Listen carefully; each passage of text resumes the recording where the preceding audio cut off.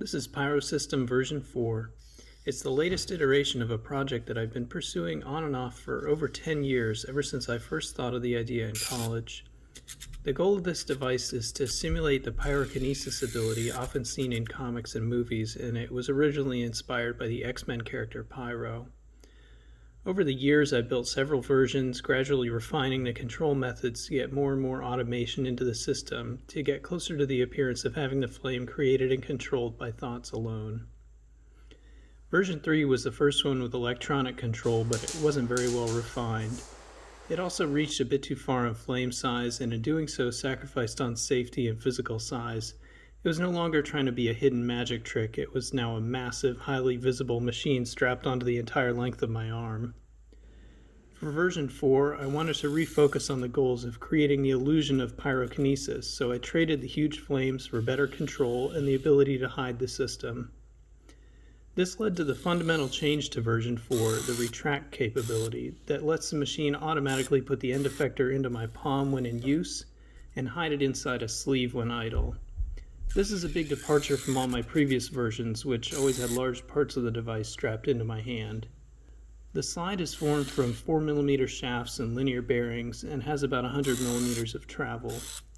It's cable driven with a small DC motor with gearbox. Closed loop control for the slide is accomplished by adding a tiny magnet to one of the gears to sense gear rotations with a Hall effect sensor. The slide homes at power up by retracting until it presses a limit switch, and from there the motion controller counts gear rotations to estimate the linear position of the slide. The end effector is on an arm that pivots from the end of the slide with a spring to press it into my hand. The pivot allows the end effector to stay in my palm in any wrist position and also lets it go flat against my forearm when retracted. 3 rollers on the bottom let the end effector slide smoothly. Inside the pivot there's a diametrically polarized magnet and a linear Hall effect sensor which lets the system measure the pivot angle. This information is used to control the slide extension to keep the end effector in place automatically while moving my wrist. Wrist angle information can also be used as a control input for the flame. The first version of this that I built was plagued by cable management issues that made it almost unusable, so I ended up tearing it completely apart and redesigned the slide to include a path down the center to keep the fuel line and wires neatly in place during slide movement. Ignition is handled by a small high-voltage arc generator circuit that comes from these cheap little kits I found on eBay. To avoid running high-voltage wires up the slide, I shrank the circuit as small as possible and placed it directly inside the end effector. The output of the arc generator connects to the brass nozzle assembly and to a small ignition wire that's positioned to arc onto the edge of the nozzle. Power to the arc generator is under software control via power MOSFETs, and to get the best reliability of ignition, the arc is quickly pulsed in rapid succession. On the end effector, there's also a capacitive touch sensor to control the system.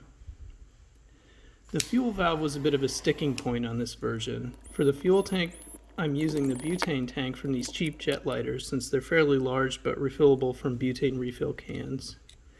I had originally wanted to modulate the valve on these to get variable flame size, and this led me down a long path of trying to build a cam actuated valve in order to get the very precise control needed to modulate the gas flow. The cam was driven by the same kind of geared motor used on the slide, and in this case I turned it into a feedback controlled servo with another rotating magnet and linear Hall sensor. The first version had this cam-driven valve and it almost worked, but it needed constant adjustment to be able to modulate the gas flow. In the end, I just abandoned the idea of modulating the flame size and rebuilt the valve with this version that pulls it with a servo horn style mechanism. This one also uses feedback control from a linear Hall sensor, which reads the fields from 2 magnets on the horn that are installed in opposite directions to get a good magnetic field gradient across the range of motion. In theory, this version could make fine adjustments to the valve position to try to modulate it, but I just open it all the way up to avoid the inconsistency. Flame size can be adjusted manually by turning the screw on the bottom of the tank.